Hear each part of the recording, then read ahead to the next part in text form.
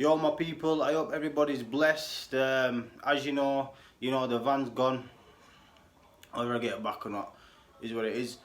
What I'm gonna say is, I hope everybody enjoyed yesterday's, story about the man, and I hope you got the positive side of it. I felt that story was a bit deep in it, like it was a bit raw in it, but like when I said about, because I looked back on it and I said about, rule number one is when you get a weapon out, use it. Look, bloody hell, I look back on that for what am I saying?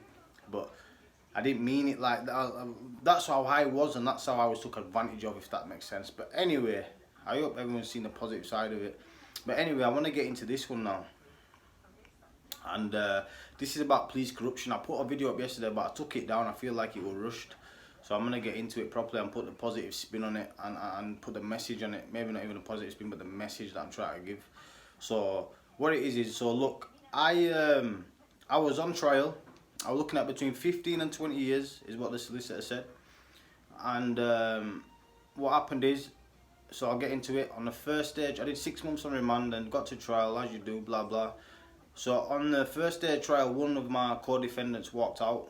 That's how much of a stitch up it was. But then the solicitors came and said, do you want to switch the jury? You can get a new jury. My co-D were like, yeah. I was like, no. Because why do we want a new jury when they've seen him leave? Do you understand? The other jury's not going to see that. They're not going to see that. So that didn't happen. And then 2 police officers stood up against me. Now, one police officer was like a police liaison officer. And that's like an officer that when you're a bad kid, they come and try to find you, they chase you down, they go to your house. I was never even there half the time. Most of the time, I was on the street. But he tried saying that he's seen me every time and that he spent so many hours and so many days. And my barrister worked it out. He did the maths on it. And he worked out that he spent more time with me than his missus, and that was a lie. And so yeah, rightly so, he got made to be a liar. Then there was another officer who I assaulted before. He tried putting me away, telling lies. And they both were lying. Do you know what I'm saying? And they both got found out to be lying. And that was them trying to stitch me up. But then I give my own evidence. I stood on the stand because I don't like people speaking for me. I like to give my own evidence on cases. So I've done it, and I was rightly so found not guilty by 11 members of the jury. But on the last day of trial, the solicitor came down and said, expect 20 years today. And I knew I wasn't going to get that because I knew I didn't do it, and I had faith, And I busted. I didn't bust it, but I was rightly so found not guilty. Rightly so. And let me get into this now. So that same liaison officer that's tried to put me here for 20 years, and what I'm getting at to the youngers is, this is how corrupt the system becomes. When you get involved in crime, when you get involved in this stuff, this is how they all try to work against you. And this is the truth, man, and I'm going to say it because this is what happened. Not all probation officers, not all solicitors, but some of them, in my cases, they all turned on me, if that's what you want to call it. Well, that's what I am calling it, corruption. So basically, yeah, that same police officer, 2 years later when I've come out, I was on a recall, sorry, but I was getting out, and they sent me a Oasis assessment. This was 2 years after this offence. That I stood trial, I'm found not guilty, rightly so. And in the Oasis assessment, it tells you loads of stuff. I'm trying to get hold of it so I can put it out there for the people to see.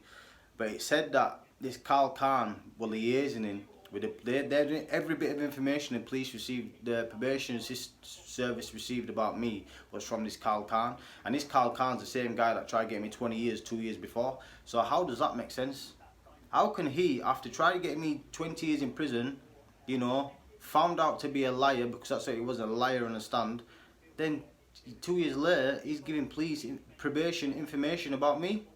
How can that information be reliable when he's already stood on trial trying to get me 20 years and being found out to be a liar? Him and his pals. So how does that make sense? Do you understand? And I don't know how long he were liaising in with them for. And every time this guy see me, he's always letting on, being right nice, because this is what they do. And this is why it's not worth it on the streets, because look how they're all working against me. You know what I'm saying? Setting me up for crimes, trying to get me 20 years. Then they're liaising in with probation 2 years later still. This is how the police work, man. This is how the police work. And it's sly. That is very sly, and it's corruption in my eyes, because that shouldn't be allowed to happen. Yeah, police officers can liaise in with your probation, but not a police officer that's trying to get you 20 years in prison and being found out to be a liar on the stand. you know, in front of, in the courts, you know, in Her Majesty's courts, you know. How does that even make sense? And I went ballistic. I flipped out, and that probation officer dropped my case. I got a new probation officer, and you know, I've been out of trouble for 4 years. I've got a little bullshit thing that's going on, but it's be finished very soon. And what I want to say is, another time with a solicitor, I'm not going to mention the firm, but this solicitor, basically I was on a prison visit. I had an argument with a guy in a prison visit. On the prison visit, the guy, no, sorry, I had an argument. I was having an argument with my visitor, and a guy behind me said something, got involved in my argument, yeah? And I jumped up and smacked him in his mouth, somebody else's visitor. I got twisted up, went to block. Long story short, I had to stand trial for this. And I got information he's not turning up, you know, and I went downstairs to court, and the solicitor says to me, oh, you need to go guilty today. I said, why? He goes, everyone's turned up, everyone's upstairs. This is what he said to me. And I said, the best thing for you to do is get your files and fuck off. Yeah, get your files and fuck off. And that's what he did, got his files and fucked off. And if I knew his name, I'd tell you his name, but I'm not going to tell you the firm, because they're actually alright sometimes.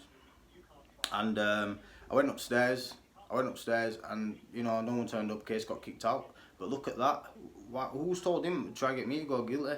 And at the time I was on a 6-month recall, and I'd had 5 trials, and I bust them all, found not guilty on them all, and I was getting out scot-free.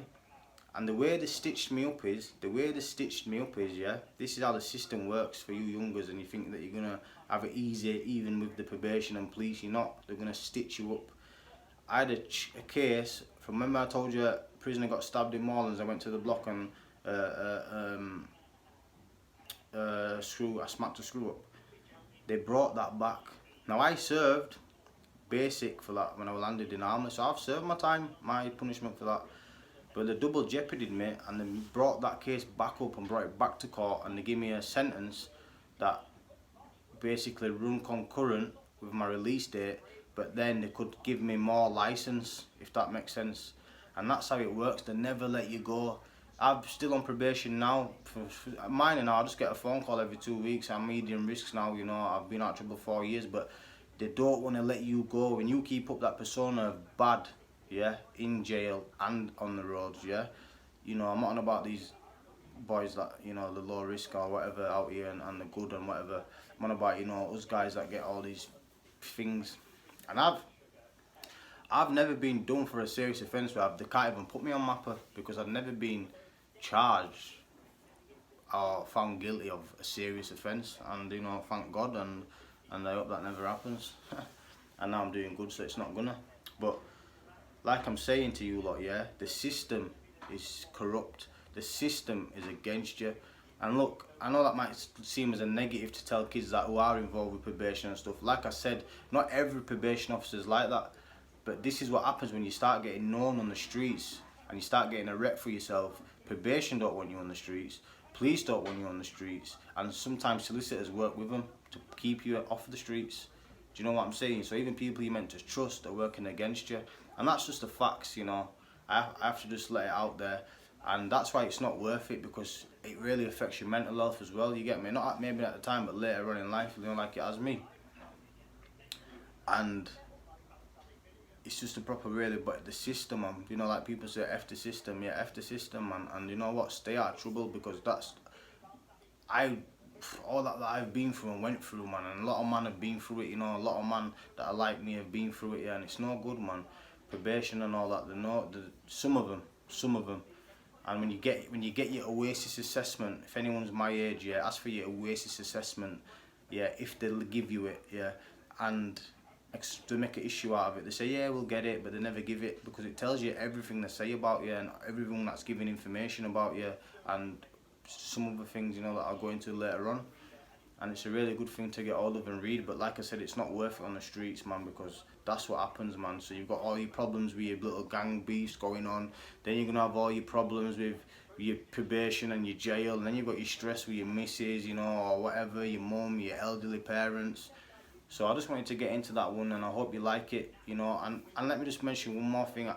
The way police try to keep you off the streets is, I've got a mate, he's a lifer, and he's cell-sited somewhere completely different, and they've locked him up because he was active on the streets, and they want him off the streets, and they'll do anything to put you away. and you can end up doing long years in jail, 10+ years in jail before you even get a chance to get out again. I've got another mate where solicitors sided with the other lads on the case, but they had him as well, and they made him say certain things. He did deserve to go to jail, but not for the sentence that he went to jail for. But because, like I said, solicitors do, you know, some of them take payments and stuff like that. I'm not aiming it at any firm or not like that. I'm just saying this is what really happens, and even some solicitors work with criminals and other criminals like this, and we don't want him out. Try and do something, try and, you know, and this is how deep it goes. It goes deep. The streets are deep, and you don't want to get involved in it. And I hope you like this message. Like I said, the vans should hopefully be back, but if not, you know, I'll just do the chats here on my couch. And like I said, if anybody wants to chat about mental health, I need to keep putting it out there, because that's something I really want to do. And you know, my daughter's cousin lost his life due to, I'd say, something to do with mental health. And I don't want to get into that because I don't want to upset no one, and it's sad, and rest in peace. And I just want people to just, someone, if anyone wants to chat about it. But anyway, I've got Sunday, Bloodiest Gang War. I've got a few more podcasts coming on weekend. A couple of men are going to come through with ballies on. The active gangbangers, active on the road, so they're not going to show their face, but they're going to talk about certain things that's happened to them. Hopefully they come through, you know, if they're not busy. So yeah, peace out. Keep watching, keep subscribing, keep